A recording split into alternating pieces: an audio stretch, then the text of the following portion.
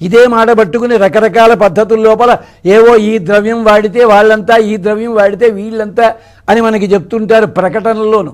అది ఎక్కడిది ఆధారము? మనుధర్మశాస్త్రంలో చెప్పిన శ్లోకము, దశగుణాః భజంతే, 10 గుణములుంటాయి స్నానము చేసిన వాడికి. అస్నాతో నాచరేత్ కర్మ జప హోమాది కించన అంటూ రకరకాలుగా చెప్పారు స్నాన విశేషాన్ని. అంచేత గంగ అనే భావనతో స్నానం చెయ్యి నువ్వు.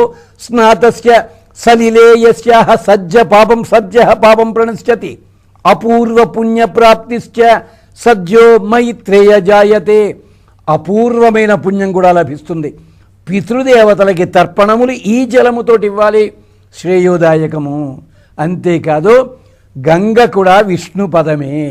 ఇంచేత విష్ణు పాదం నుంచి వచ్చిందని మాత్రమే కాదు, విష్ణువు యొక్క స్థానం నుంచి జారి వచ్చింది గంగా నది, విష్ణు పదమే.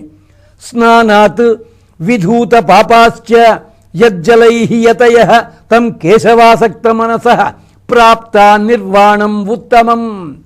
ఈ గంగలోనే, దీంట్లోనే మహర్షులంతా స్నానం చేసి పాపములన్నీ పోగొట్టుకున్నారు, వాళ్ళు నిర్వాణాన్ని పొందారు. అదయ్యా, అంతేనా? ఇప్పుడు చెప్తారు వరుసగా పదాలు. ఎన్ని? 6 పదాలు 11 పదాలతోటి. ఏమంటారట?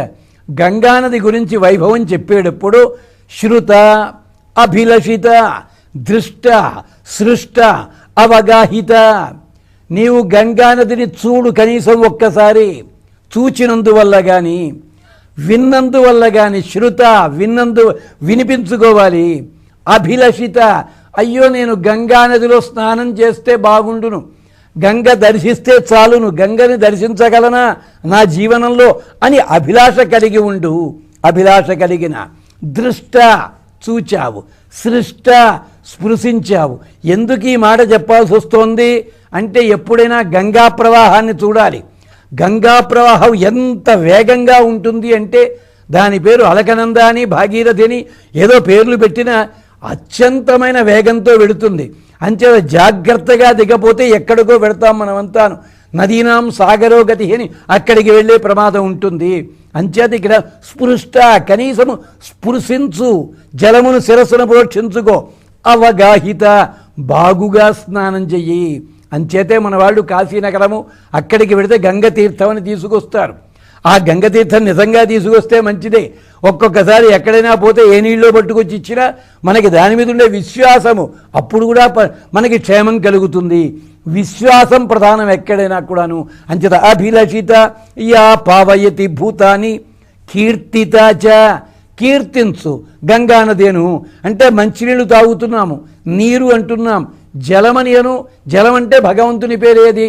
అంచేతే ఉత్తర హిందూ దేశంలో పానీ అన్న పదం ఎక్కడా ప్రయోగించరు వాళ్ళు, జల్ అంటారు వాళ్ళు. ఎక్కడ అంటే అక్కడ కూడా భగవంతుడి నామాన్నే పలకాలి.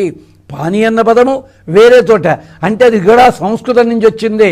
అంచేత పానము చెయ్యబడునది గనక, అంటే మనకి ధారకమవుతుంది గనక ప్రతి పదము ఏ భాషలో ఉన్నా ఎక్కడొక్కడ మూలం సంస్కృతంలో కనిపిస్తుంది. ఇక్కడ అభిలషిత, నీవు ప్రయత్నించు. కీర్తితాచ దినే దినే గంగా గంగేతి యన్నామ యోజనానాం సతేష్వపి.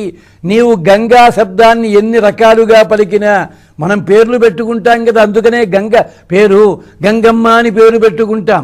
ఆ పేర్లన్నీ కూడా ఇప్పుడైతే మోటవైపోయినాయి, మనం పెట్టుకోవటం లేదు. కానీ ఆ గంగ శబ్దము ఎక్కడొక్కడ ఎవరికొకరికి పెట్టుకునేవారు పేర్లోను. అలాగే గంగాధరుడు, ఇలా పేర్లు పెట్టుకుంటాం మనం. గంగా గంగేతి యన్నామ యోజనానాం సతేష్వపి స్థితే ఉచ్చారితం హరతి పాపం జన్మత్రయార్జితం. 3 జన్మల పాపాలు తొలగిస్తుంది. అంచేత గంగా శబ్దము ఉచ్చరించండి, నామాన్ని ఉచ్చరించండి. యతస్స పావనాయాలం త్రయాణం జగతామపి. 3 లోకాల పాపాలు కూడా తొలగించేంత గొప్పది. సముద్భూత పరం తత్ తృతీయం భగవత్పదం. అది 3వ భగవత్పదము. అంటే సాక్షాత్తుగా వైకుంఠము లేదా ధ్రువక్షేత్రము లేదా గంగా. మీరు ఏది గమనించినా, ఏది ధ్యానం చేసినా ఫలితం లభిస్తుంది అంటూ చెప్పేటప్పుడు బ్రహ్మాండ పురాణంలో దీని వివరణ ఇస్తారు.